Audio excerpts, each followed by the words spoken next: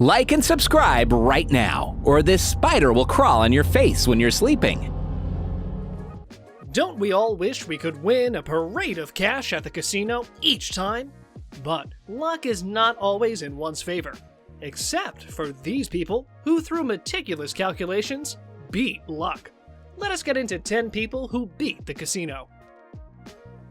Before we begin, don't forget to like, subscribe, and click the bell icon. Number 10. MIT Blackjack Team. This entry is perhaps the most famous of all here. Beginning as an after-school club meeting in campus classrooms at the Massachusetts Institute of Technology in the mid-90s. This team came into play when students decided to use statistic-based systems to beat the game of blackjack. The system was card counting, which, if done correctly, can give the player a slight yet substantial advantage. The MIT team created casino mock-ups and environments and took a team-based approach. Hours were spent perfecting the system, and each member had to pass tests before they were allowed to enter live casino play. They began underground card games to reassure themselves that their methods would transfer to real-life conditions.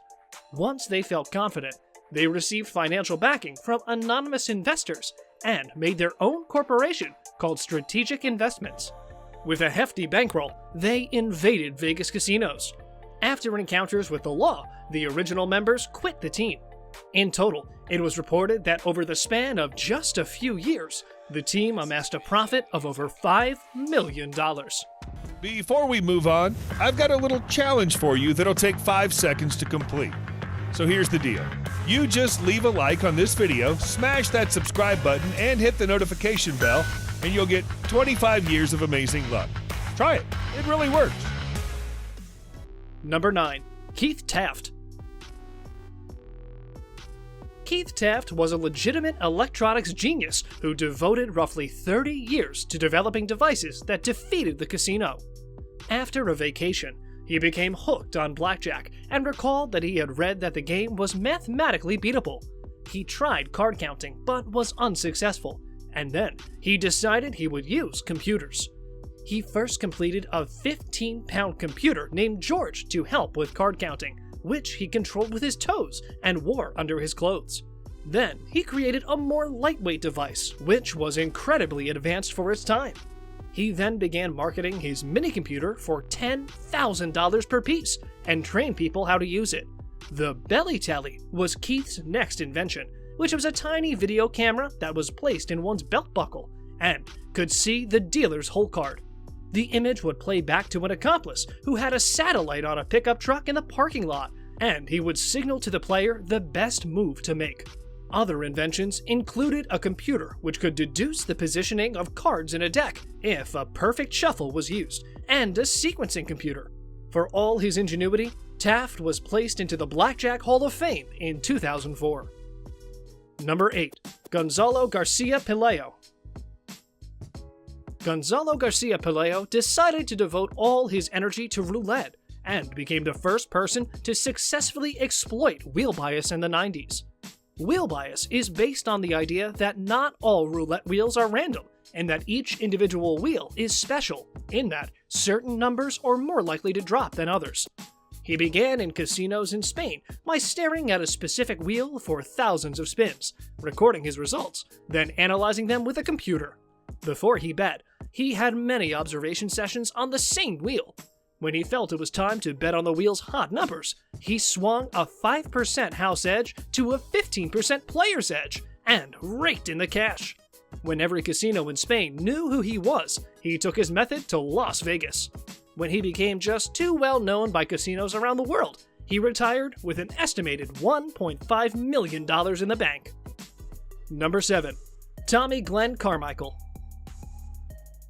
Tommy Carmichael created ingenious devices to gain an edge in the casino. However, his game was the slots. His cheating career began at age 30 when he used a top-bottom joint to win large payouts. This device was a pretty simplistic piece of metal that produced payouts when inserted into the coin slot. Soon, bigger casinos replaced their older slot machines with new ones that had random number generators. Thus, He moved to smaller gambling halls in Las Vegas, but was arrested at one of these and sentenced to jail time. When he was released, he got back to work and developed tools called a slider and monkey paw, which, when slipped into the machine, tripped a switch and caused the hopper to release coins. Today, he consults casinos and funnily produces anti-cheating devices. Number 6. DOMINIC LORIGGIO.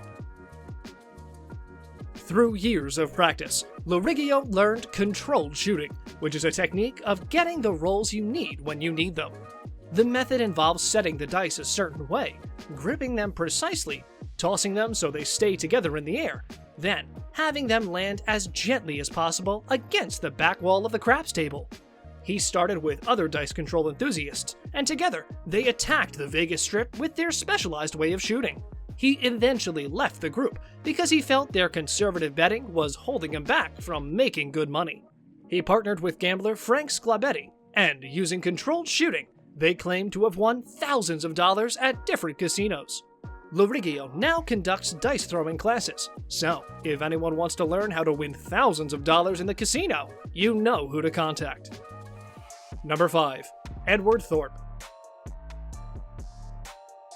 Thorpe is the father of card counting.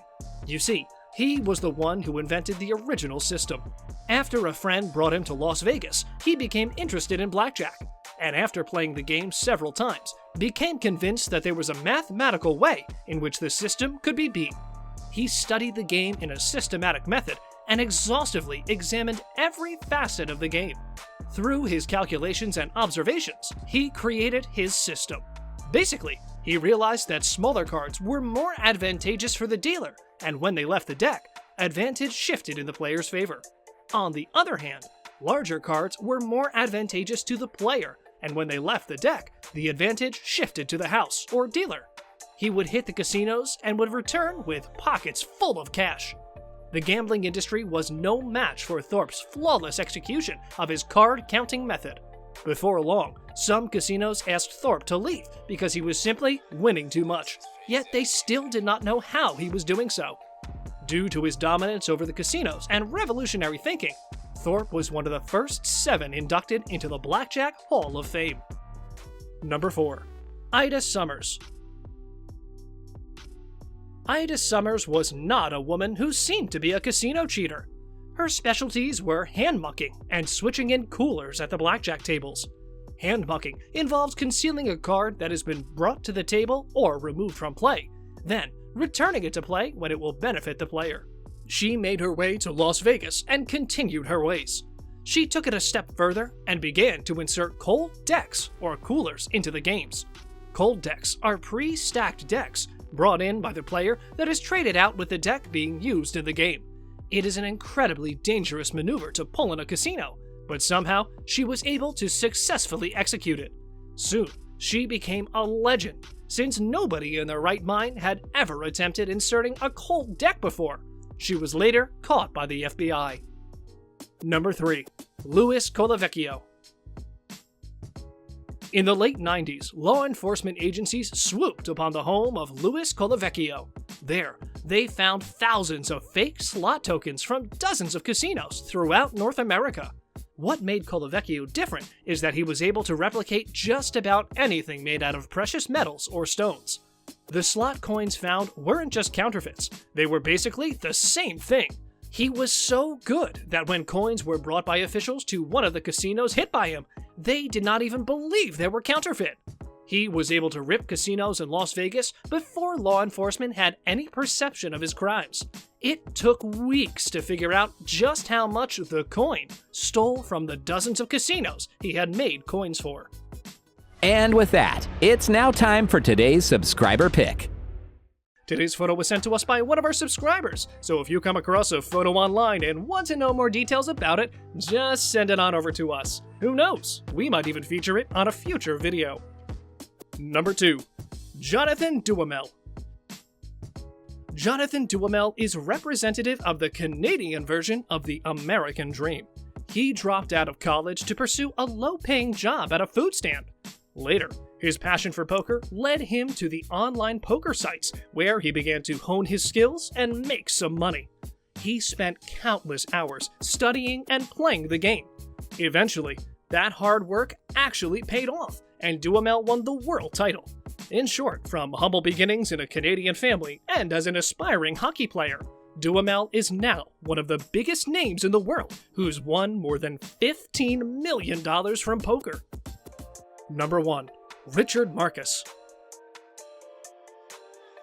Marcus may be the best full-blown cheater in the history of casino gambling. In the beginning, he tried to support himself solely on gambling, but soon enough, he found himself living under a bridge.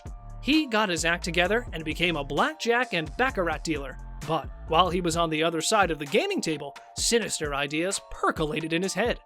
These ideas would come to fruition, and in turn, would wreak havoc on the casinos.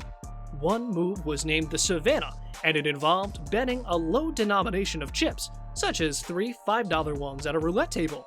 Nothing at all that would draw any attention.